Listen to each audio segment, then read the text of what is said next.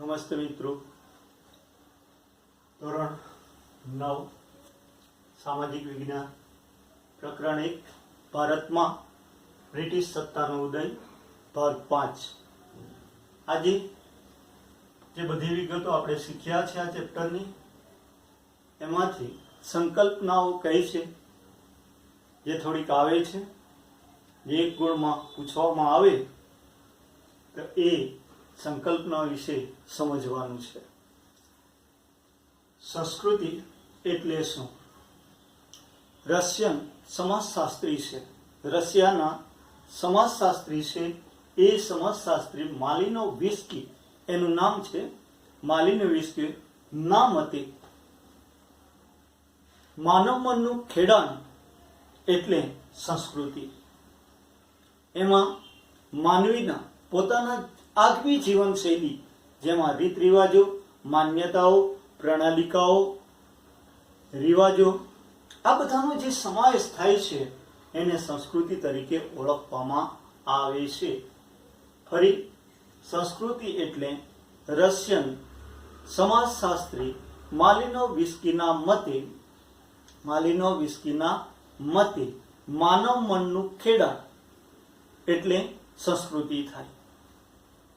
બીજી બાજુ જોઈએ તો સંસ્કૃતિ એટલે પ્રજાની જીવન જીવવાની આગવી જીવનશૈલી, જેમાં રીત રિવાજો, પ્રણાલિકાઓ, માન્યતાઓ, ટેવો, મૂલ્યો વગેરેનો સમાવેશ થાય છે, જેને સંસ્કૃતિ તરીકે ઓળખવામાં આવે છે. બીજું, વારસો. તો વારસો એટલે શું? તો આમાં આવે સંસ્કૃતિની અનેકવિધ બાબતો. સંસ્કૃતિ છે આપણી, એ સંસ્કૃતિની અનેકવિધ બાબતો છે જે એક પેઢી એને અનુગામી પેઢીને આપે છે. તેમાં તે કંઈ શીખે છે, મેળવે છે, તે તેની અનુગામી, એમાં થોડો વધારો કરીને તેની અનુગામી પેઢીને આપે છે. આમ પેઢી દર પેઢી જે કંઈ પ્રાપ્ત થાય તેને વારસો કહે છે. ફરી, વારસો એટલે સંસ્કૃતિની અનેકવિધ બાબતો એક પેઢી તેને અનુગામી પેઢીને આપે છે. તે જે કંઈ મેળવે, શીખે, તેમાં ઉમેરો કરે અને તે તેની અનુગામી પેઢીને આપે છે. આમ પેઢી દર પેઢી જે કંઈ પ્રાપ્ત થાય તેને વારસો તરીકે ઓળખવામાં આવે છે. ત્રીજી બાબત, સાંસ્કૃતિક વારસો એટલે શું? તો સાંસ્કૃતિક વારસો એટલે માનવીની બુદ્ધિ શક્તિ, આવડત અને કલા કૌશલ્ય દ્વારા જે કંઈક પ્રાપ્ત થાય તેને સાંસ્કૃતિક વારસો કહે છે.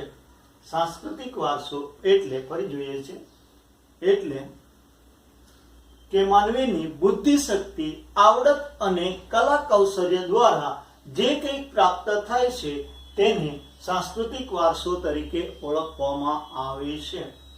વ્યાપાર, ચીજ વસ્તુ કે સેવા મેળવવાની વ્યવસ્થિત વ્યવસ્થાને, જો ચીજ વસ્તુ કે સેવા મેળવવાની યોગ્ય વ્યવસ્થાને વ્યાપાર તરીકે ઓળખવામાં આવે છે. મતલબ કે એમાં વસ્તુ અને સેવાની લેવડ દેવડ થાય છે, જેને વેપાર તરીકે આપણે ઓળખીએ છીએ. તે છે જળમાર્ગ. કોને કહેવામાં આવે? તો જળમાર્ગ જે સમુદ્ર હોય, મહાસાગર હોય, ઉપસાગર હોય કે પછી ખાડી હોય, નદીઓ હોય, સરોવરો હોય કે નહેર, એ બધા જળ છે. એમાંથી એક દેશ બીજા દેશ અથવા એક જ પ્રદેશમાંથી બીજા પ્રદેશમાં જવા આવવા માટેના માર્ગને જળમાર્ગ તરીકે ઓળખવામાં આવે છે. ત્યાં સમુદ્ર હોય, મહાસાગર હોય, ઉપસાગર હોય, સરોવર હોય, નદીઓ હોય, તળાવો હોય કે નહેરો હોય, એમના દ્વારા એક જગ્યાએથી બીજી જગ્યાએ જવા આવવા માટે અથવા દેશ વિદેશમાં જવા માટેના જે માર્ગ છે એ માર્ગને જળમાર્ગ તરીકે ઓળખવામાં આવે છે. મતલબ કે પાણીમાં આવેલા જે માર્ગો છે એને જળમાર્ગો કહેવાય છે. તે આપણને જોવા મળે છે. આગળની બાબત જે આપે છે સંસ્થાન એટલે શું? તો સંસ્થાન એટલે જ્યારે ઉદ્યોગોનો વિકાસ થયો ત્યારે કુદરતી સંપત્તિની મોટા ભાગે આવશ્યકતા ઊભી થઈ. જ્યારે ઉદ્યોગોનો વિકાસ થતા કુદરતી સંપત્તિની મોટી આવશ્યકતા ઊભી થઈ. એને પૂર્ણ કરવા માટે યુરોપના દેશો એશિયા, આફ્રિકા, લેટિન અમેરિકા જેવા દેશોની અંદર જઈ ત્યાં પોતાની જે વસાહતો, વેપારી કોઠીઓ જે સ્થાપિત કરી એને સંસ્થાન તરીકે ઓળખવામાં આવે છે. જ્યારે ઔદ્યોગિક વિકાસ થયો એ સમયે ચીજ વસ્તુઓની ઘણી માંગ હતી, એટલે કુદરતી સંપત્તિ મેળવવા માટે યુરોપના દેશો એશિયા, આફ્રિકા અને લેટિન અમેરિકામાં ગયા અને ત્યાં વેપારી મથકો સ્થાપિત કર્યા, કોઠીઓ સ્થાપિત કરી કે વસાહત જે ઊભી કરી એને આ સંસ્થાન તરીકે ઓળખવામાં આવે છે. આ જ રીતે કિલ્લેબંધી એટલે શું? તો કિલ્લેબંધી એટલે સ્પષ્ટ થાય છે કે જે વેપાર માટે જે કોઠીએ સ્થાપિત કરી એ કોઠીના ફરતે કિલ્લો બનાવવામાં આવે એને કિલ્લેબંધી તરીકે ઓળખવામાં આવે છે. વેપાર કરવા માટે જે વેપારી મથક ઊભા કર્યા જેને કોઠી કહેવાય, વેપારી કોઠી કહેવાય, એ કોઠીના ફરતે જે દિવાલ ચણવામાં આવે છે એને કિલ્લેબંધી તરીકે ઓળખવામાં આવે છે. ષડયંત્ર એટલે શું? તો કોઈ પણ વ્યક્તિ પોતાના કાવા દાવા દ્વારા છળ કપટ રચીને કાવતરું ઘડે, જે અન્યાય નીતિ અપનાવે એ પ્રક્રિયાને ષડયંત્ર તરીકે ઓળખવામાં આવે છે. દાખલા તરીકે આપણે જાણીએ છીએ કે રોબર્ટ ક્લાઇવે સિરાજુદ્દૌલાને સીધી રીતે હરાવી શકે એમ ન હતા, એટલે એમણે કાવતરું ઘડ્યું, કાવા દાવા ઘડ્યા કે મિર્જાફરને નવાબ બનાવવાની લાલચ આપીને પોતાના પક્ષમાં લીધો અને યુદ્ધ કર્યું અને આ રીતે વિજય મેળવ્યો, જેને ષડકપટ કહેવામાં આવે. એ પ્રક્રિયા શું? ષડયંત્ર તરીકે ઓળખવામાં આવે છે. ત્યાર પછી દીવાની સત્તા એટલે બક્સરના યુદ્ધ પછી અંગ્રેજોને મહેસૂલ ઉઘરાવવાની જે સત્તા પ્રાપ્ત થઈ હતી એને દીવાની સત્તા તરીકે ઓળખવામાં આવે છે.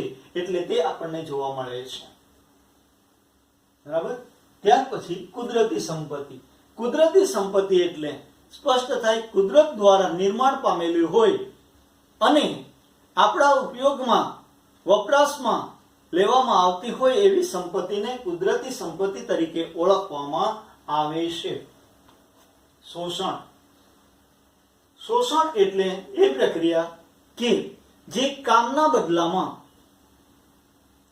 બદલામાં યોગ્ય વળતર કે નાણાં ન ચૂકવવામાં આવે તો તેને શોષણ તરીકે ઓળખવામાં આવે છે. કામના બદલામાં યોગ્ય વળતર, બરાબર, કે વેતન ન ચૂકવવામાં આવે અથવા ઓછું આપવામાં આવે તો એ પ્રક્રિયા શું કહેવાય? શોષણ તરીકે ઓળખવામાં આવે છે. ત્યાર પછી ગરીબ. માનવીની મૂળભૂત પાયાની જરૂરિયાતો જે કહેવાય છે એમાં 5 બાબત આવે એ ખાસ ધ્યાનમાં રાખવાની. અન્ન, વસ્ત્ર, આવાસ, શિક્ષણ અને તબીબી સેવા જેવી પ્રાથમિક જરૂરિયાતો મેળવવાની અશક્તિ ધરાવતા લોકોને ગરીબ તરીકે ઓળખવામાં આવે છે. ફરી, ગરીબ એટલે માનવીની પાયાની જરૂરિયાતો જેવી કે અન્ન, વસ્ત્ર, આવાસ, શિક્ષણ અને તબીબી સેવા જેવી પ્રાથમિક જરૂરિયાતો મેળવવાની અશક્તિ ધરાવતા વ્યક્તિઓને ગરીબ તરીકે ઓળખવામાં આવે છે. ત્યાર પછી આવે છે અછત. અછત એટલે ચીજ વસ્તુ કે સેવા છે જરૂરિયાત કરતા ઓછા પ્રમાણમાં હોય તો તેને અછત તરીકે ઓળખવામાં આવે છે. જીવન જરૂરી ચીજ વસ્તુ કે સેવા જરૂરિયાત કરતા એનું પ્રમાણ ઓછું હોય તો તેને અછત તરીકે ઓળખવામાં આવે છે. પરાવલંબન એટલે વસ્તુ કે સેવા મેળવવા માટે બીજા પર આધાર રાખવાની પ્રક્રિયાને પરાવલંબન તરીકે ઓળખવામાં આવે છે. આ જ રીતે સ્વાવલંબન એટલે પોતાની જરૂરિયાતો પોતે જ મેળવી શકે તેને સ્વાવલંબન તરીકે ઓળખવામાં આવે છે. ત્યાર પછી સતી પ્રથા. સતી પ્રથા એટલે જે કોઈ પત્નીનો પતિ મૃત્યુ પામે ત્યારે પત્ની એના મૃતદેહનો માથું ખોળામાં લઈ ચિતામાં જીવતે જીવતા બળી મરવાની પ્રક્રિયાને સતી પ્રથા તરીકે ઓળખવામાં આવે છે. વેટ પ્રથા. વેટ પ્રથા એટલે એવી પ્રથા કે જેની અંદર જે વ્યક્તિના જે કાર્ય છે, ક્ષમતા છે, કાર્યક્ષમતા છે એના કરતા વધુ કામ આપવાની પ્રક્રિયા, અથવા તો બીજી રીતે જોઈએ તો જે કામ કરે છે એના બદલામાં એને વળતર આપવામાં નથી આવતો અને ચોક્કસ કાર્ય એમના પાસે કરાવવામાં આવતી હોય એવી પ્રથાને વેટ પ્રથા તરીકે ઓળખવામાં આવે છે. કેન્દ્ર શાસિત પ્રદેશ એટલે જે દેશનો જે કેન્દ્ર ગણાય છે એવું, જેમ કે ભારતનું મુખ્ય કેન્દ્ર દિલ્હી છે,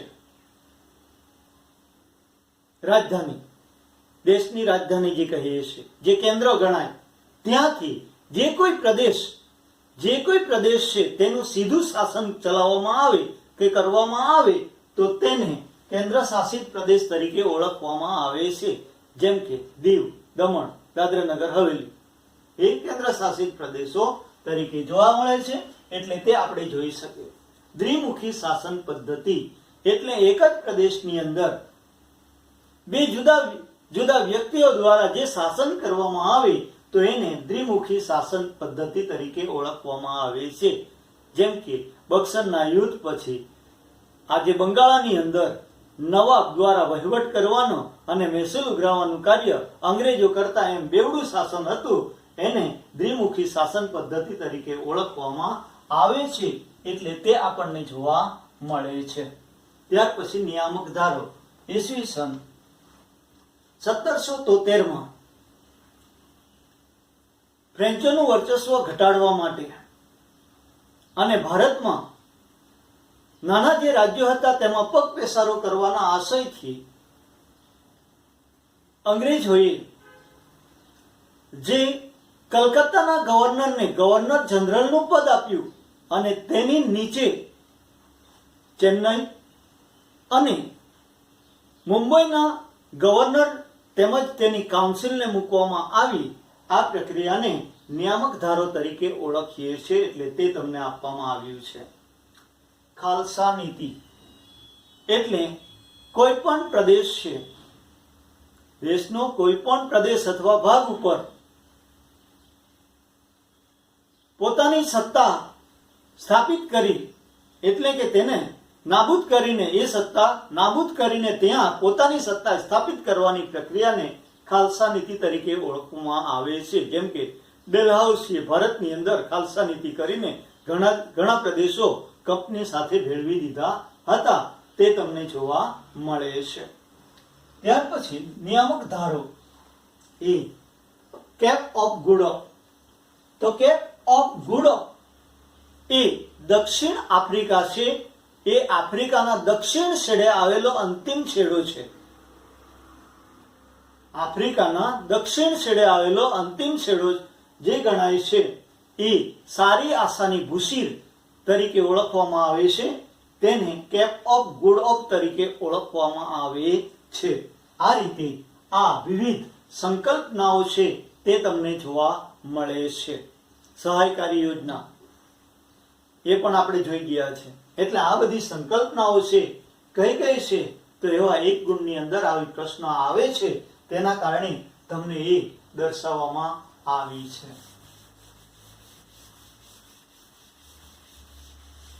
ત્યાર પછી આપણે આગળ જઈએ છીએ સમયરેખા. ખૂબ સમજવા જેવી બાબત છે. સમયરેખા એટલે શું છે તે, બરાબર? તો હવે તમને જે આપે છે પ્રમાણમાં આપવામાં આવે, ઈસવીસન આપવામાં આવે, એટલે અ વિભાગ અને એ. તો અહીંયા શું આપશે? જોડકા આપવામાં આવે.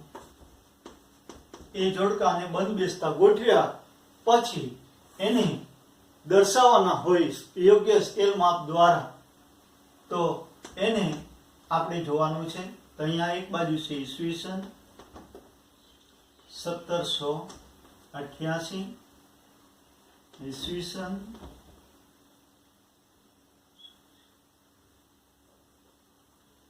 1688, 1692 અને ઈસવીસન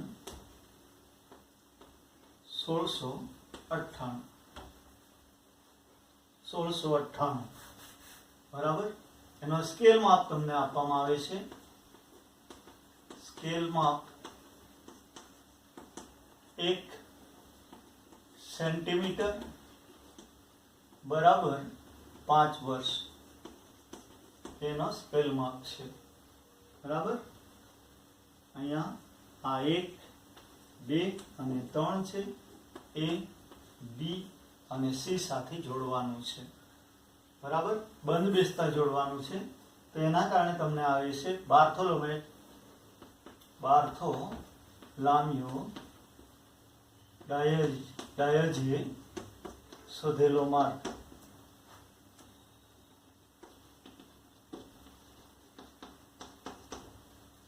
બરાબર. અહીંયા આગળ વાસ્કો દ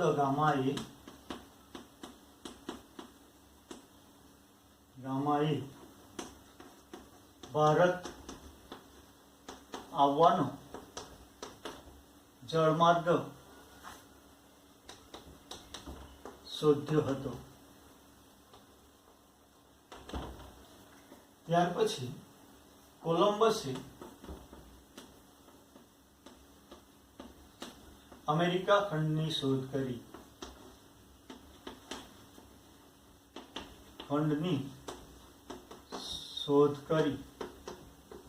હવે આ જે જોડકા છે એને બંધ બેસતા ગોઠવવાના, એટલે ફરી ગોઠવવાના છે. તો એના કારણે આપણે ફરી અહીંયા અ અને બ વિભાગ લખીએ છીએ. તો એક છે, બરાબર, અથવા એનો જવાબ લખવો પડે. અ અને બ લખવાનું, ફરીથી લખવાનું છે, એટલે અ અને બ જ કરશું. એમાં 1, 2 અને 3 છે. તો 1 ઈસવીસન 1688, તો એની અંદર એ,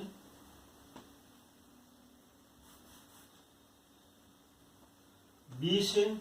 તો બી છે બાર્થોલોમ્યુ ડાયજે શોધેલો માર્ગ. પછી ઈસવીસન 1692, તો સી વિભાગ છે. કોલંબસે અમેરિકા ખંડની શોધ કરી.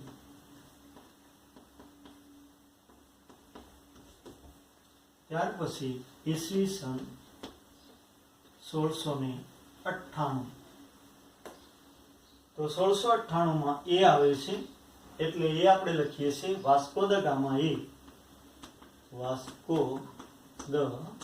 ગામાએ ભારત આવવાનો જળમાર્ગ શોધ્યો. ભારત આવવાનો જળમાર્ગ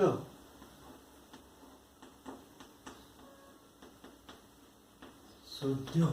આ રીતે એને ગોઠવવાનું છે. બરાબર, યાદ રહેશે. હવે આ ગોઠવ્યા પછી સમય રેખા દોરવાની છે. આ જ પ્રક્રિયાને આપણે સમય રેખા કઈ રીતે છે તે ઉપર જોશું. જવાબ લખ્યા પછી આ લખવાનું આવે છે. તો અહીંયા તમને આપેલું છે શું બાબત તે જોવાની, અને ત્યાર પછી આ કામ કરવાનું છે. અહીંયા શું આપેલું હતું? સ્કેલ માપ હતો. તો સ્કેલ માપ લખવાનો કેટલો છે? તો 1 સેન્ટીમીટર બરાબર 5 વર્ષ લેવાના છે. હવે એના આધારે આપણે અહીંયા આગળ આ રીતે જે માપપટ્ટીનો ઉપયોગ કરીને દોરવાનું છે.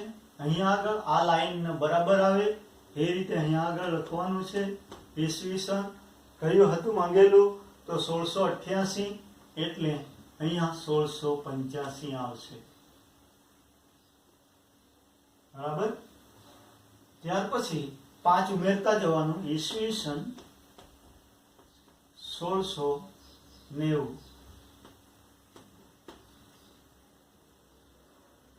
ત્યાર પછી ઈસવીસન 1695 અને ત્યાર પછી આવે છે 1600 એટલે 95 એટલે 1700 ઈસવીસન 1700 આ રીતે કઈ ડાબી બાજુ લખવાનું છે બરાબર સમજી લેજો. આજે ઈસવીસન છે, સ્કેલ માપમાં જે માંગેલી છે સમયમાં 1 સેન્ટીમીટર લેવાનું છે. 1 સેન્ટીમીટરમાં બરાબર 5 વર્ષ લેવાના છે. આ માપ આને આની વચ્ચે 1 સેન્ટીમીટરનું અંતર હોવું જોઈએ. હવે એ માટે સીધે સીધું 10 કાપા આવે, 1 સેન્ટીમીટરમાં 10 કાપા આવે તો 2 કાપા વચ્ચે આ ભાગ કરવાનો છે. આ રીતે 2 કાપા વચ્ચે આવા 4 ભાગ કરવાના છે, જેના કારણે એનો સરખા માપ 10 માપ થઈ જશે. 2 કાપા વચ્ચેનો 1 અને એ સાથે આવા 10 4 ભાગ કરતા 10 ભાગ થઈ જાય છે. એ જોયા પછી હવે આપણે જે જવાબ જે હતો એ જવાબ લખવાનો. ઈસવીસન 1688 તો આ 85 છે, 86, 87 ને 88. તો 88 ને આગળ લાઈન કરી એરો કરવાનો, અહીંયા આગળ લખવાનું ઈસવીસન 1688 અને એમાં લખવાનું બાર્થોલોમ્યુ ડાયજે, બાર્થોલોમ્યુ ડાયજે કેપ માર્ગ શોધ્યો, કેપ માર્ગ શોધ્યો. ત્યાર પછી આ 90, 91 અને 92 માં લેવાનું છે. ઈસવીસન 1692 માં ક્રિસ્ટોફર કોલંબસે અમેરિકા ખંડની શોધ કરી. અમેરિકા ખંડની શોધ કરી. ત્યાર પછી 95, 96, 97, 98 માં આ રીતે એરો લેવાનો. ઈસવીસન 1698 તો અહીંયા આગળ સ્પેશિયલ છે, આપણે જાણીએ જ છે. વાસ્કો દ ગામાઈ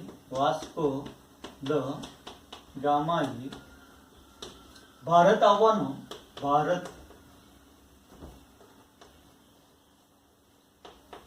આવવાનો જળમાર્ગ શોધ્યો.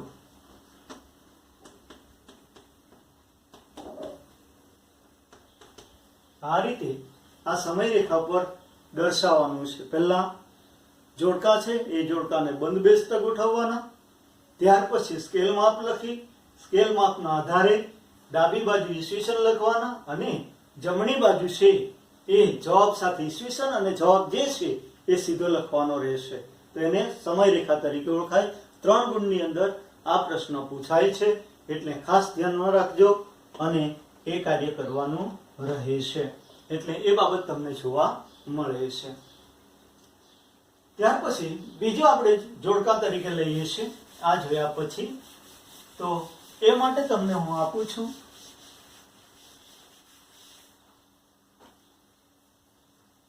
જોડકા. તો અવિભાગ અને બહુવિભાગ 1, 2, 3. હવે એની અંદર તમને આપવામાં આવે કે ઈસવીસન 1757, ઈસવીસન 1764, ઈસવીસન 1700 અથવા 1773 લઈએ. અહીંયા A, B, C. આજે સીધો લઈને જોડીએ છીએ. 1757 માં પ્લાસીનું યુદ્ધ, પ્લાસીનું યુદ્ધ. 1764 માં બક્સરનું યુદ્ધ, બક્સરનું યુદ્ધ. અને 1773 માં નિયામક ધારો પસાર કરવામાં આવ્યું. આ એનો જવાબ છે, સીધો જ છે. હવે એને સમય રેખા પર દોરવાનું. તો સ્કેલ માપ છે 1 સેન્ટીમીટર બરાબર 5 વર્ષ. તો આપણે એને અહીંયા આગળ આ રીતે સમય રેખા દોરીએ છીએ. માપપટ્ટીનો ઉપયોગ કરવાનો અને એના આધારે સરખા ભાગે આવા ભાગ પાડવાના છે. બરાબર.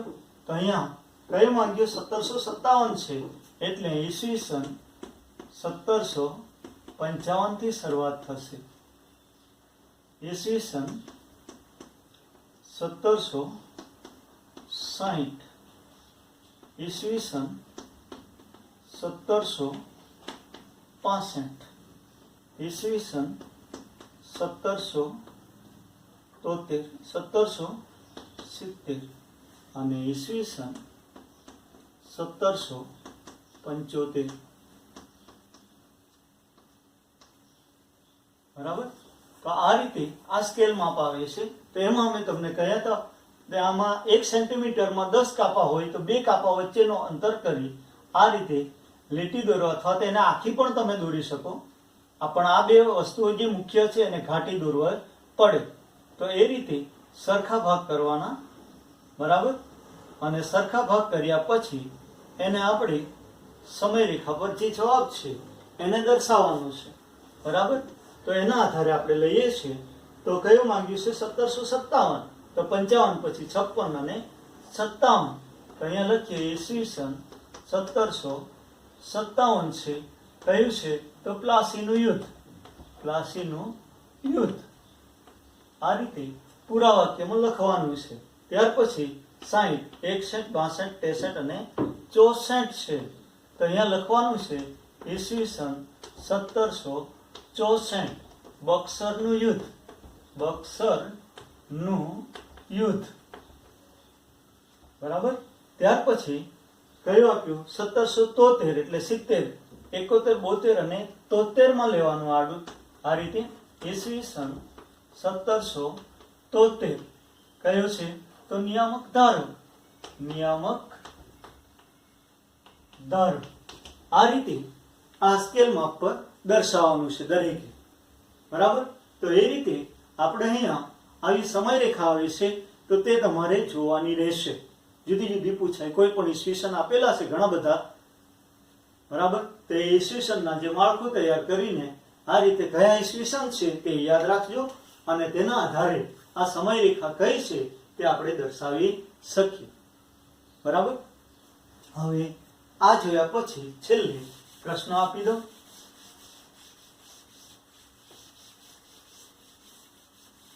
તો પ્રશ્નની અંદર આપણે લઈ લઈએ છીએ. બરાબર.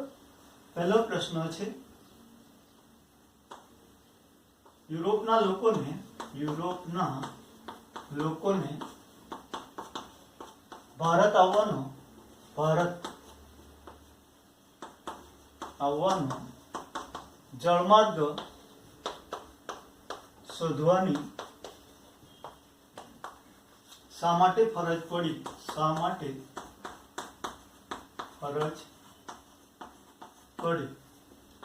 બીજો પ્રશ્ન છે પ્લાસીનું યુદ્ધ. પ્લાસીના યુદ્ધનું ઐતિહાસિક મહત્વ.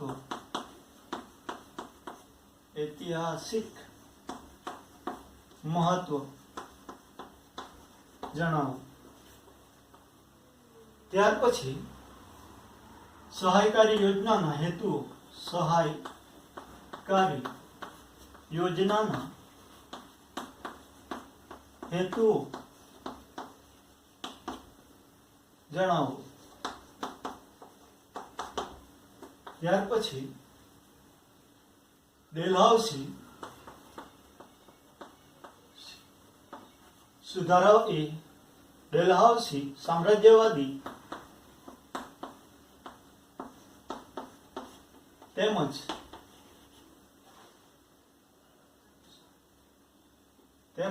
સુધારાવાદી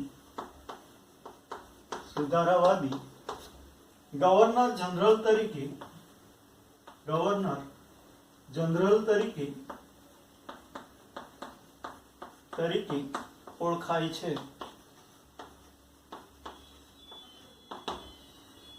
બરાબર. અને સંકલ્પનાઓને સમયરેખા